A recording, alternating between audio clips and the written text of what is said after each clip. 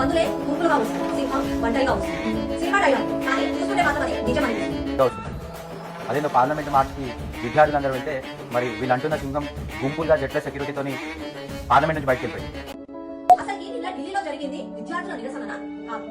దేశం పైన ద్వేషంతో, సనాతన ధర్మం పైన వ్యతిరేకతతోటి నరేంద్ర మోదీ గారిని రాజకీయంగా ఎదుర్కోలేక కొంతమంది గుండనక్కలు చేసిన ద్రోహం. ఢిల్లీలో జరిగింది విద్యార్థుల నిరసన కాదంటుంది అక్క. అక్క బయటకు వచ్చి చెప్పగలవు? ఆల్రెడీ నీ వీడియో కిందనే కామెంట్స్ చూసుకో ఒకసారి. అది విద్యార్థులే చేస్తున్నారు. దేశం పైన సనాతన ధర్మం మీదనా? ఎన్ని రోజులు అట్లా చెప్పుకొని బతుకుతారక్క? అది విద్యార్థులు చేస్తున్న పోరాటం. నీట్ విద్యార్థులు చనిపోయారు, పరీక్ష రాసినటువంటి విద్యార్థులు. వారికి ₹1 ఎక్స్గ్రేస్ చేయాలి, ధర్మేంద్ర ప్రధాన్ రాజీనామా చేయాలని చెప్పేసి అక్కడికి ట్రైనింగ్ తీసుకొని ఆ దేశంలో ఈ దేశంలో పైసలు అడుక్కొని వచ్చి మరి మన దేశంలో ప్రజాస్వామ్య ముసుగులో చేస్తున్న వాళ్ళకి విద్యార్థుల పైన ఉన్నది ప్రేమ కాదు, వాళ్ళకి విద్యార్థుల భవిష్యత్తు కోసం చింత లేదు. వాళ్ళకి కేవలం కావాల్సింది వాళ్ళ రాజకీయ ఎజెండా, వాళ్ళ ఐడియాలజీని ముందుకు తీసుకెళ్లడానికి ఒక సాకు మాత్రమే. ఆ రోజు రైతులు, ఈ రోజు విద్యార్థులు. అసలు నిజంగా కూడా వాళ్ళకి విద్యార్థుల పైన, విద్య పైన ప్రేమ ఉంటే దానికోసం కదా వాళ్ళు మాట్లాడాలి. కానీ వాళ్ళు ఏం మాట్లాడతారు? దేశాన్ని కించపరుస్తూ మాట్లాడతారు, దేశ వ్యతిరేక మాటలు మాట్లాడుకుంటూ ప్రజలను, విద్యార్థులను రెచ్చగొడుతున్నారు. విద్యార్థులారా దయచేసి మేలుకోండి. అవునా? ఆ దేశంలో ఈ దేశంలోకి వెళ్ళి పైసలు ఇస్తుంటే మన దేశంలో ఉన్నటువంటి సిడి, సిబిఐ ఏం చేస్తుందక్క? మీరు కూడా అట్లా పైసలు ఇస్తే అయినా అని ఫారెన్ ఫండింగ్ రాకుండా నరేంద్ర మోడీ అనేక ప్రయత్నాలు చేసిండు. ఇప్పుడు ఫారెన్ ఫండింగ్ మొత్తం కూడా ఆగిపోయిందని ప్రచారం చేసిండు కదా. ఈ ఉద్యమం రాగానే ఫారెన్ ఫండింగ్ వస్తుందని ఎట్లా చెప్తారక? ఫారెన్ ఫండింగ్ కాదు, అక్కడ ప్రజలే స్వచ్ఛందంగా పిల్లలకి అన్నం లేకపోతే స్విగ్గీ, జొమాటో, ఆన్లైన్ డెలివరీస్ యాప్లకి వెళ్ళి పంపిస్తున్నటువంటి పరిస్థితి ఉంది. అబద్ధాలు చెప్పి ఎన్ని రోజులు యువతను మోసం చేస్తారు? ఈ మోసం చేసే ధోరణి మార్కోండి మీరు ఫస్ట్. అవును, విద్యార్థుల మీద వాళ్ళకి ప్రేమ లేదు కాబట్టి నెల రోజులుగా నిరాహార దీక్ష చేస్తూ ఆడ విద్యార్థులకు అనుకూలంగా పోరాటం చేస్తున్నారు, విద్యార్థుల కోసం, విద్యార్థుల భవిష్యత్తు కోసం.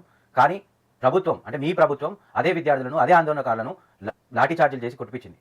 రక్తాలు వెళ్ళినాయి. మహిళల ప్రైవేట్ పార్టీ టచ్ చేశారు పోలీసులు. దాని గురించి మాట్లాడేందుకు అక్కను?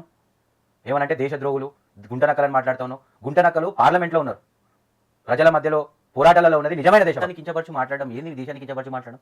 ఈ దేశంలో ఉన్నటువంటి విద్యా వ్యవస్థ బాగుపడాలి. పేపర్ లీక్లు జరగద్దు. పేపర్ లీక్లు చేసినటువంటి వాళ్ళని కఠినంగా శిక్షించాలి. ధర్మేంద్ర ప్రధాన్ అకౌంటబిలిటీ తీసుకొని రాజీనామా చేయాలి. దీనికి బాధ్యత వహిస్తూ చనిపోయిన విద్యార్థులకు ₹1 ఎక్స్గ్రేస్ ఇవ్వాలి అనడము దేశ విద్రోహమా? దేశద్రోహం ఏ విధంగా అవుతుంది? గుంటనక్కలు మీరు, అక్కడ ఉన్నటువంటి వాళ్ళు నిజమైన దేశభక్తులు.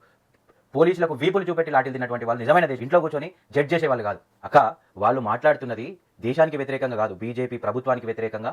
బీజేపీ ప్రభుత్వంలో ఉన్నటువంటి విద్యాశాఖ మంత్రి రాజీనామా చేయాలని చెప్పి ఆయనకు వ్యతిరేకంగా జరుగుతున్న పోరాటం తప్ప ఇది దేశానికి వ్యతిరేకం కాదు. దేశంలో ఉన్నటువంటి విద్యార్థుల ప్రయోజనం కోసం జరుగుతున్నటువంటి పోరాటం. అక్క, ఆల్రెడీ విద్యార్థులు, యువకులు మేల్కొన్నారు. నువ్వు మళ్ళీ తట్టి లేపే పరిస్థితుల్లో ఏం లేరు.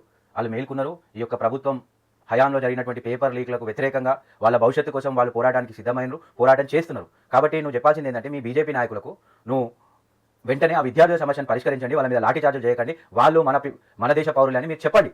అది కదా మీరు చేయాల్సింది. మళ్ళీ ఈరోజు విద్యార్థుల్ని డైవర్ట్ చేస్తూ నిజంగా విద్యార్థుల కోసం పోరాటం చేస్తున్న వాళ్ళు దేశద్రోహులు అని చెప్తాను. సిగ్గులేదా నీకు?